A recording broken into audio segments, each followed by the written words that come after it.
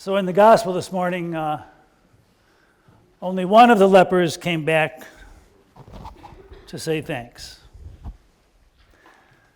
I was thinking about the raw power of the words thank you. Simple words, common words, but I know that probably many times a day I forget to say thank you to someone who throws an act of kindness my way. Think of all the little things that we easily take for granted. Maybe your mom and dad making your lunch every morning before you go to school. Making sure your clothes are laid out for the next day. That little bit of extra service you got when you went to a restaurant. That unexpected phone call from somebody that you haven't talked to for a long time. Maybe in the drizzle of the rain, your neighbor saw your newspaper in the driveway and he or she picked it up and put it on your porch so that it wouldn't get wet. That warm cup of coffee that's waiting for you when you get up in the morning and go down to the kitchen. The veteran sitting on the bench next to the pumpkins at Jewel, and you say thanks for your service. The special needs bagger at Dominic's, not Dominic's anymore, could be Jewel or could be Meyer, wherever that is. And that young lady or young man says, "Can I help you take the groceries to your car?" The best thing you can do is to say yes, because it makes them feel so good. Yes, the word thank you brings a little bit of gentleness into an often harsh world.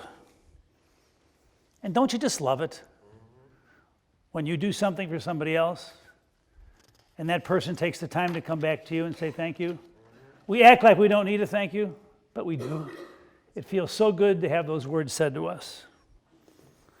You know, I've been here a long time, and I sometimes can't remember what I did yesterday. I mean, the other day at Jewel, I was in by the bananas, and I saw a guy there, and I said, "I know you." And he said, "I hope so. You married me 2 weekends ago."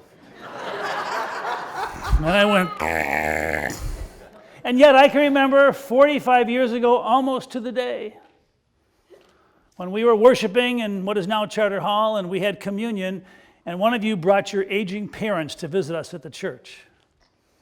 And your dad was in the throes of Alzheimer's. He would just look at you and wouldn't say a word. And he and his wife knelt right here at the altar, and I gave him the bread for communion, and he looked at me and he said, "Thank you." And Alzheimer's could not rob him of the gentle spirit that allowed him to say thank you for a gift given. And even today at the 8:30 service, we have a couple that comes here, Howard Keene and his wife, and they have 2 grown autistic young sons. And they're interesting. And every service, Nathan comes up here to the altar rail and he kneels. And when I give him that bread, he looks at me and he says, "Thank you, thank you." And it resonates throughout the church. And he'll never be able to explain communion, which makes me realize communion is not about understanding it or explaining it. Communion is about the act of receiving a gift and saying thank you for the gift that is given. Which just reiterates how important it is that when it comes to the church and religion, we got to keep it simple. It's all about grace, simplicity, forgiveness, and saying thanks. A couple of weeks ago, I did a wedding, and the groom was a veteran who just came back from Afghanistan. And I was just about ready to do the vows, and for some reason I said, "By the way, to you as a veteran, before we tie the knot here, on behalf of your family and friends gathered, myself and our church, I just want to thank you for your service to our country." Oh my gosh, the congregation exploded.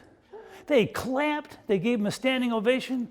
The bride and groom were in tears, which just showed me that in life we are so desperate to just celebrate what is good. And when we have an opportunity to celebrate and to clap and to stand, we do it. It was just a little moment, but it talked about the power of goodness and saying thank you. It's kind of like, I always feel like I'm sounding like Mike Ditka because I'm always saying in life. Well, in life, there is so much goodness out there. In life, every day, there is so much to be thankful for. In life, every day, there are so many stories of the human spirit and God's spirit coming together and people doing what you would think is the impossible. And sometimes you just want to explode and say thanks because too often we let the power of goodness get buried by all the junk that's going on in the world. Somebody asked me the other day, Don, I know you enjoy coffee. Well, I probably enjoy coffee too much. But they said, I'm just curious, Don, of all the cups of coffee you drink during the day, what is your favorite cup? Well, today my favorite cup was at 6:30 in the morning. I took my coffee and I just opened the back door and I looked out back. And there was a harvest moon. You know, it's the kind of moon that gives off light so the farmers can work later and see the crops and see their machine. And the harvest moon was shining on the American flag back there in the corner. And I just said to myself, yes. And then I walked out the front door. And the orange sky, just the sunrise was getting ready to pop out. And there, way back in a water tower, probably 4 or 5 miles away, the American flag was sticking up there and waving in the breeze. And I started singing to myself, which I won't do to you. Everett, what did you have to drink before you came here today? I'm just happy you're serious. You're happy, yeah, okay. Anyway, I began smiling and I sang to the song. I said, America, America, God shed his grace on thee. Crown thy good with brotherhood from sea to shining sea. I love our country, as you do. We have a strong country. We have a powerful country in so many ways.